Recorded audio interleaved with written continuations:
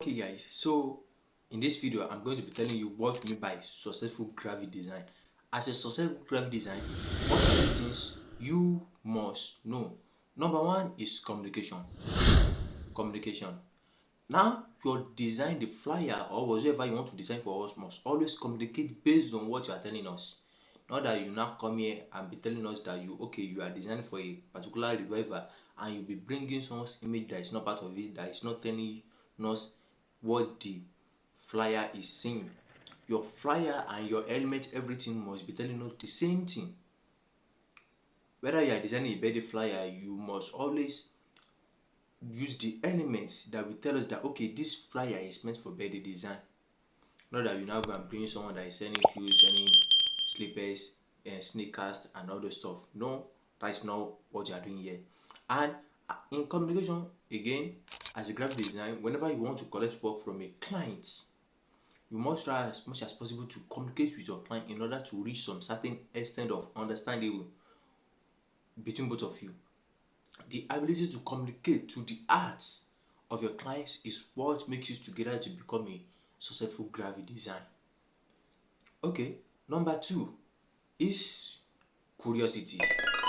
Curiosity. As a graphic design, you must be curious. You must be curious to extend to get new inspiration. You must be thinking all the time.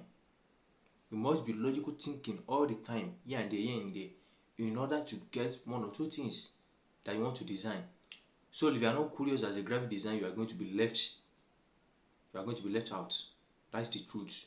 People won't give you your work. So you must be curious all the time. You must be thinking, what level shall you bring this, shall you do this, and add this together. So that is what we know as curiosity. You must be. I believe you understand. Number three is that. Number three, I call it passion and drive. As a graphic design, passion must always drive you all the time. You can't just sit in one place without practicing and you be like people will come and meet you, or you be like you still be able to get some things. No, you must be practicing back to back, especially as a beginner. You must be always practicing back to back. That is what makes you to become a graphic design. You must be creativities. That creativities must be there.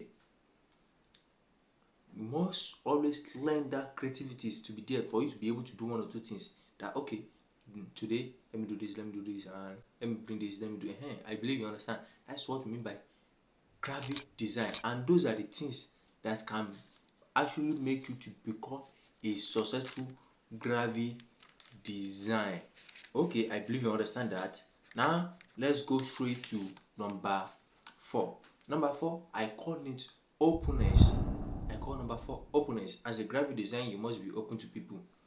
Let's say you are given a particular design now, and you don't know how to design it, or you never had the knowledge about it before, you never know how to do that before. So you must try to be open to that your client, that okay, this thing I didn't know it.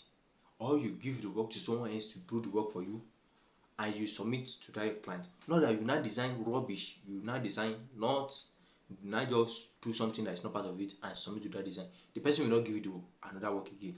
That's the truth. So you must be openness to your clients. Is that you collect the work from that client, give it to another graphic designer that knows the work and design for that person, or you tell your client that I didn't know how to do this, and the person will give it to another person. And before you do that, you can just, and by the time you do that, next time if the person have and that more, you will try to ask you out and be like, I have this thing, can you do this for me? And if you know how to do it, the person will know that yes, you truly know how to do this.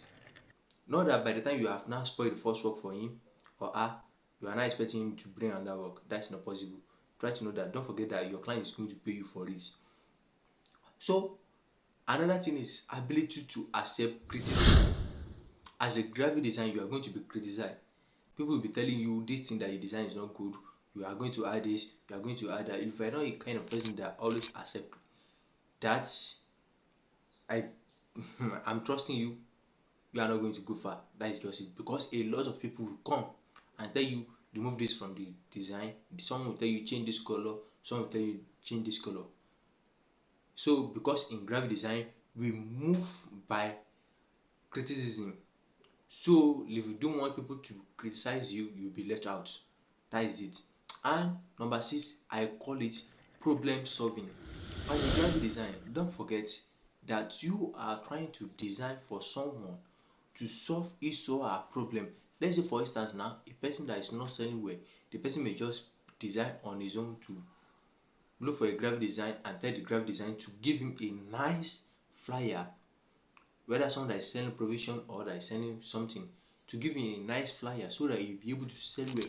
So in that area, you already know the problem that the person is having, that your client is having, that your client is not selling well.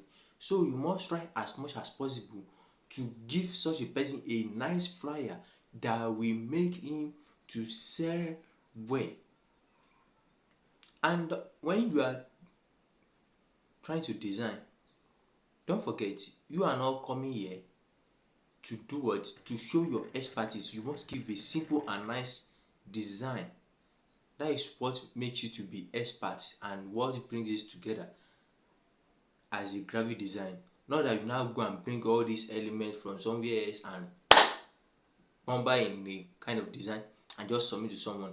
No, that's not how to do that. So I'm moving straight to number 7.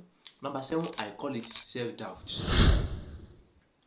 Self-doubt. You don't have to be doubt in yourself. Yeah. So no man is grow to be perfect. We all grow with our perfection.